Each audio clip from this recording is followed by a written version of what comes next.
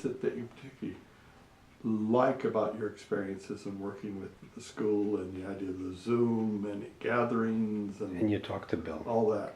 Talk to me. The second question then is going to be, so what about one question at a time? Can we? Yeah, Okay. it won't stop. But the second will just let you know. Second is going to be, what is about this global, your dad said a salon, not a classroom, but whatever you want to call it. What is it about the fact that you're sitting there with people from other parts of the world?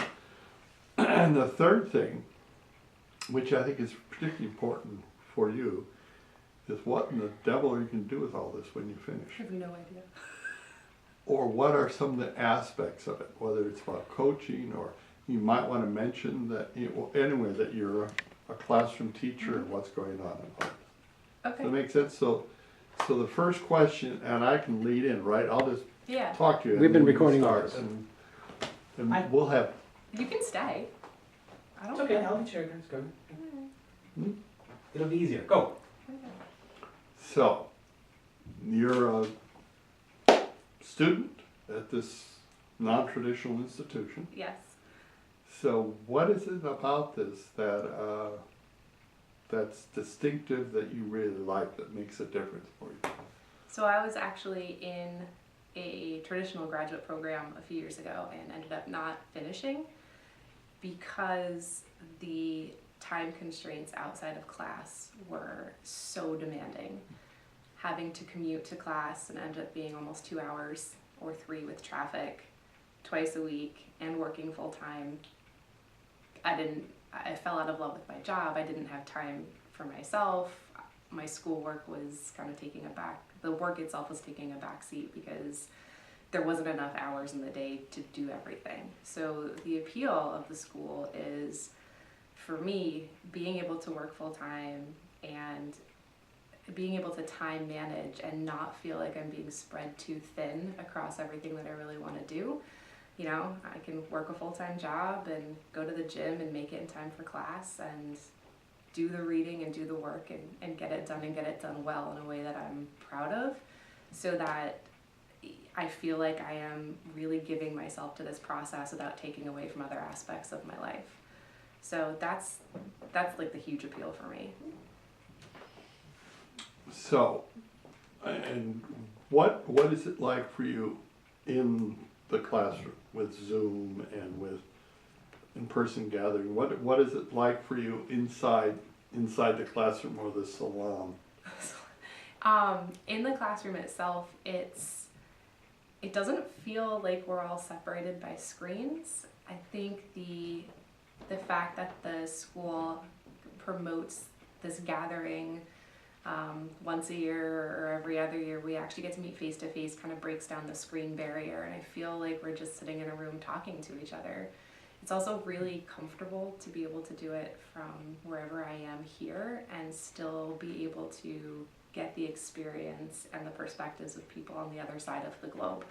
I think it's what's really special about this is being able to look at the same topic from so many different perspectives and have a conversation and have a dialogue, but I don't have that feeling anymore that I'm in front of a computer screen. I really feel like I'm in a virtual classroom. I'm having these interactions and they are authentic.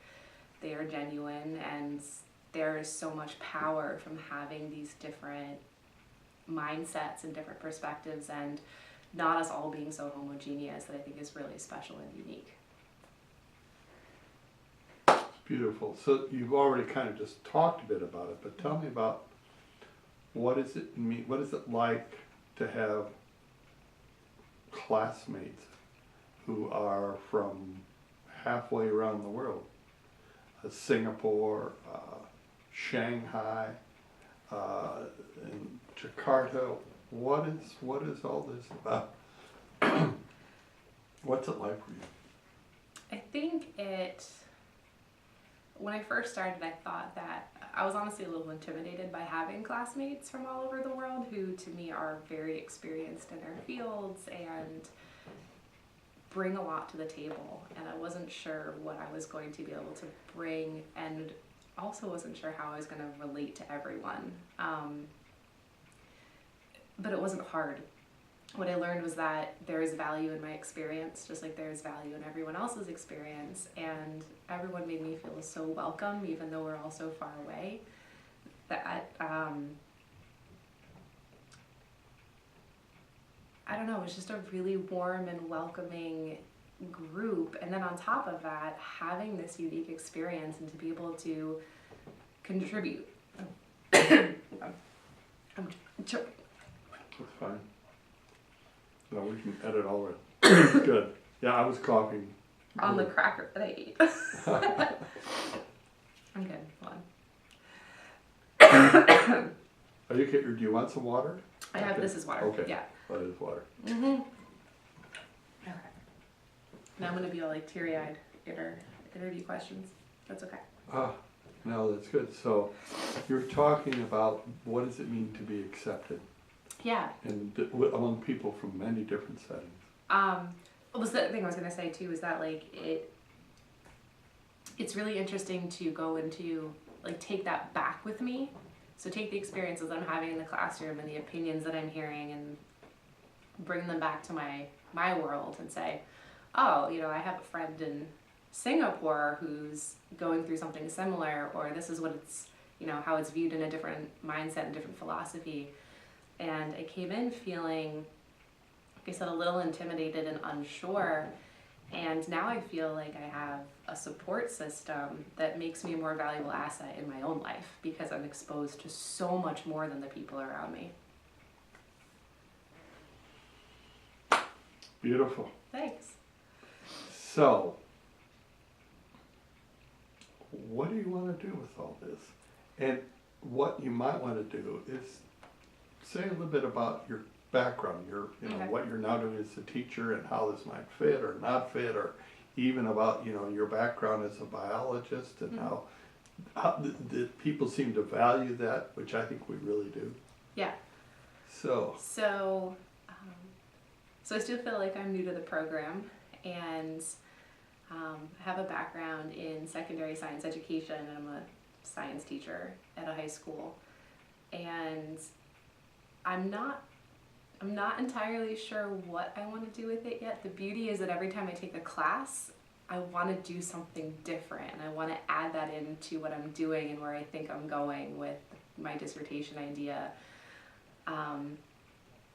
But I definitely see myself headed in one of two directions. I definitely want to go down the field of coaching, whether it is staying in the educational field and coaching teachers and administrators in various districts and pulling this information and these experiences, especially the worldwide experiences, into that realm.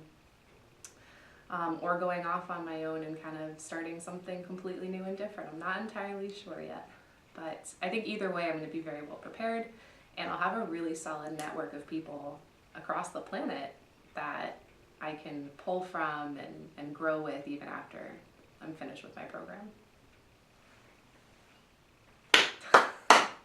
Thank you. that's it. That was not so bad. No. So let me get Yeah, I'm gonna grab some the more old water. man in, and because he has this, and then he takes this and goes in. We can even look at a moment of it. Yeah. Okay. Oh, that's good. Yeah, we'll have to keep Yeah, that keep in. that in the cut, in the blooper reel. You could send the blooper reel to Yeah. the cohort. Yeah, we'll do it. And of course, in the summer, we can do the training for folks. Right. Beautiful. Yes. I'm a fast talker. You are. We all do this. Well, part of what happens is she just captures the essence of what is there. So this.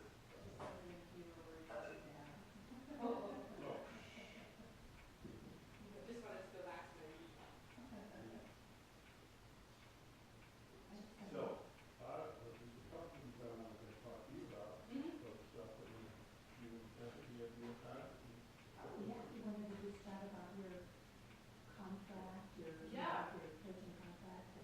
Yeah, I have a friend who volunteered to be like a pilot client, Oh, good.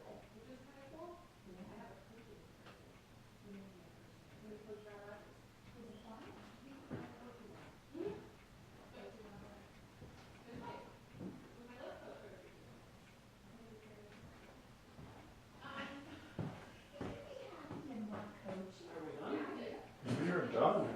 done.